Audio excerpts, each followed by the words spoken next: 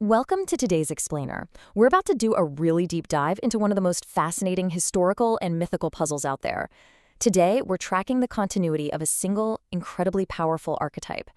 It's this primordial figure whose legacy of wisdom has somehow echoed across completely different cultures, spanning millennia. We're going to explore how one foundational identity, under a few different names, has managed to bridge the gap between mortal humanity and the divine cosmos. So let's jump right in. It's a pretty profound mystery, right? Before the Great Flood, who was the very first human to pick up a pen and actually write? I really want you to let that concept sink in for a second. This single act, translating a thought in your head into an enduring physical symbol, it completely changed the trajectory of our species. It literally gave birth to everything we understand about history, science, and, well, ourselves. And to find an answer to this, we actually have to look at the earliest chapters of human history, specifically at a figure known in Islamic tradition as Prophet Idris. Section 1. The Primordial Prophet, Idris in Islamic tradition. Okay, let's start with this foundational figure. Situated in those super early generations of humanity, right between Adam and Noah, Idris is described as having this relentless intellectual curiosity. He was perpetually pondering the vastness of the universe. Classical accounts paint a really specific picture of him. He's described as a tall, handsome man who spoke with his very calm, low voice, and he spent his time studying the sky, the moon, and the stars with a quiet intensity. And this intensely reflective nature culminated in a completely unique spiritual destiny, which is beautifully captured in this short verse from the Qur'an, and we raised him to a high station. It's brief, but man, it is powerful. For centuries, this idea of a high station has sparked massive debate among scholars. Are we talking about a literal physical ascension into the heavens without dying, or does it mean an unparalleled spiritual elevation and closeness to God? To make sense of these debates, we have to look at tafsir. That's the classical Islamic exegesis and commentary used to unpack the deepest layers of the Qur'an. Some commentators, like al-Baydawi, argued that this high station is symbolic. It represents the ultimate noble status of prophethood and closeness to the divine. But others leaned heavily towards a literal, physical ascension, picturing Idris actually bridging the earthly and celestial realms. But here's the thing. Regardless of how they interpret his exit from this world, everybody agrees on the monumental impact of his life while he was in it. Because Idris wasn't just a spiritual guide. He was a massive civilizing force. Islamic historiography credits him with being the absolute first human to ever write with a pen, or kalam. Think about the monumental shift that caused. In fact, his very name is often linked to the Arabic root dars, which means to study or instruct. But he didn't stop there. He moved humanity beyond wearing raw animal skins by inventing the stitching of tailored garments. He established mathematics, standard weights and measures, he systematically observed the stars, and crucially, when the descendants of Cain started descending into severe corruption, Idris actually commanded the first defensive campaign to restore order. He's basically the ultimate architect of early human civilization. Section 2. The Heavenly Scribe, Enoch and Metatron. Now, let's transition from Islamic theology over to Jewish traditions, because if we trace the specific attributes of Idris, the pre-flood sage, the scribe, the man raised to heaven, they perfectly mirror another legendary figure, the biblical patriarch, Enoch. To truly grasp Enoch's cosmic role, we have to dive into the apocrypha. These are hidden or non-canonical religious texts that give us esoteric knowledge outside the standard canon. You see, the standard biblical narrative of Enoch is actually really brief. It basically just says he walked with God and he was no more. But the apocryphal books of Enoch, specifically 2nd and 3rd Enoch, they give us these incredibly detailed glimpses into his transformation. They describe an elevation that pushes way, way beyond ordinary human limit. According to the incredibly vivid, highly mystical text of 3 Enoch, he is transported into the heavens in a literal storm chariot.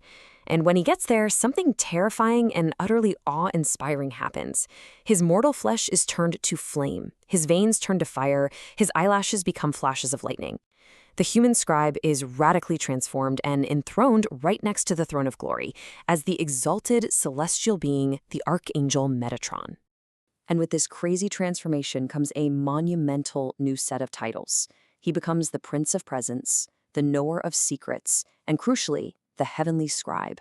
In these texts, God explicitly commands that Enoch be given a pen to record the divine mysteries of creation, which results in 360 books of sacred knowledge. He literally becomes the cosmic witness, recording human deeds and acting as the mediator between the deepest divine secrets and the earthly sages who are trying to seek them out. Section 3. Trismegistus, the legend of the three Hermeses. So let's expand our narrative outward even further. We're moving into the Hellenistic and Arabic worlds now, where this exact same archetype takes on a brand new, highly enigmatic identity. Hermes Trismegistus, which translates to Hermes the thrice wise or thrice great. Now, you might be wondering, how does one figure's legacy diffuse across such vast epochs and completely distinct empires? Well, the 9th century Persian astrologer Abu Mashar came up with this really elegant solution called the legend of the three Hermeses. He basically said, okay, the first Hermes lived before the flood, invented hieroglyphs and sacred sciences, and Arabic scholars directly equated this guy with Idris and Enoch. Then the second Hermes lived in post-flood Babylon. He's the one who revived lost knowledge and taught philosophers like Pythagoras. And finally, the third Hermes lived in later Egypt, teaching alchemy and writing the foundational Hermetic texts. It's a really fascinating, clean framework for understanding how ancient wisdom survived and was transmitted across time. The legend also states that the first Hermes, knowing that the deluge was coming, actually carved the principles of astronomy, medicine, and mathematics into the stone of pyramids and stelae just to protect them from total destruction. And this act of preservation connects perfectly back to that scholarly, studying nature of Idris and the scribal duties of Enoch. It's one unbroken chain. He is the ultimate cosmic preserver. Section 4. Primordial origins, Thoth, and cosmic echoes. To find the absolute root of this whole syncretic chain, we've got to trace the echoes back even further, all the way to ancient Egypt.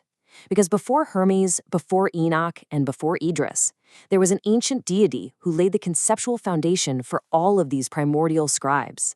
But to understand this Egyptian predecessor, we first need to talk about Ma'at. Ma'at is the ancient Egyptian concept of universal balance, truth, equity, and cosmic order. The scribe of the gods was deeply, fundamentally aligned with Ma'at.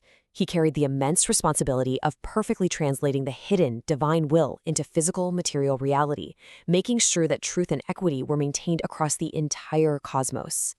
And that scribe was the god Thoth, often depicted as a perching ibis or actually a wild baboon, a creature the Egyptians revered for its intelligent and inquisitive nature. His attributes are going to sound incredibly familiar.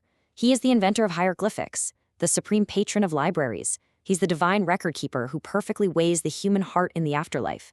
He organized the calendar. He authored esoteric magic. Thoth represents the immanent reason of the cosmos itself. His quiet, inquiring mind perfectly mirrors the exact intellectual and celestial roles we see way later in Idris and Enoch. Section 5. Ascent versus immanence, Idris and Al-Khidr. All right, let's shift our focus back over to Islamic mysticism.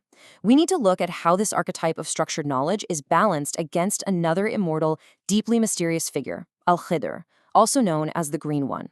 The distinction between these two really hinges on a profound Sufi concept called ilm laduni. Basically, this is direct, experiential, and hidden knowledge bestowed straight from the very presence of God.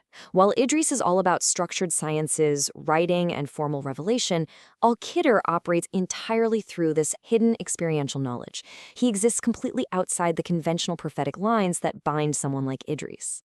When we compare them side by side, the dynamic is super clear. Idris represents ascension. He goes up to the heavens, dealing in writing, astronomy, and rigid structure. Al-Khidr, who famously appears in Surah Al-Kahf to instruct Moses, represents descent and immanence. He's the terrestrial guide who teaches through these seemingly paradoxical, confusing acts. Together, they form these complementary poles. You have the structured transmission of heavenly sciences on one side, and the mysterious living initiation into divine realities on the other. Section 6. The Universal Scribe, Bridging the Realms. As we begin to synthesize this deep dive, we can finally pull all of these diverse threads together. From the Islamic and Jewish traditions all the way to the Hellenistic and Egyptian worlds, these identities converge into one unified, incredibly resilient concept. Look, whether you call him Idris, Enoch, Hermes, or Thoth, the core motifs remain exactly the same. This figure is consistently the inventor of language and science. He's the celestial traveler who defies death. He is the ultimate mediator, bridging that massive gap between mortal humanity and the divine cosmos. Through the tools of observation and writing, he preserves the sacred sciences, making sure that humanity is never completely cut off from the wisdom of the heavens. And it really reminds us why our own record keeping, our books, our databases, our history, is just so vital. It's how we too preserve our understanding of the universe. I want to share this beautiful synthesis from Sufi thought. Idris as the sage who ascends and records, Hither as the guide who descends and teaches. It just perfectly captures the profound symmetry of these esoteric guardians. It shows us that humanity's quest for understanding really requires both things, the meticulous recording of cosmic laws and the living, breathing experience of divine mystery. Which leaves us with this final, pretty provocative thought. We have tracked this unbroken chain of a civilizing hero, a preserver of knowledge, who has popped up under many names across the grand tapestry of human belief. So, if the exact same Heavenly Scribe has been quietly observing the stars, weighing the hearts, and writing our history across all these millennia, what chapter are we in now? I really hope this explainer has sparked your curiosity about the enduring continuity of sacred knowledge. Thank you so much for exploring this with me.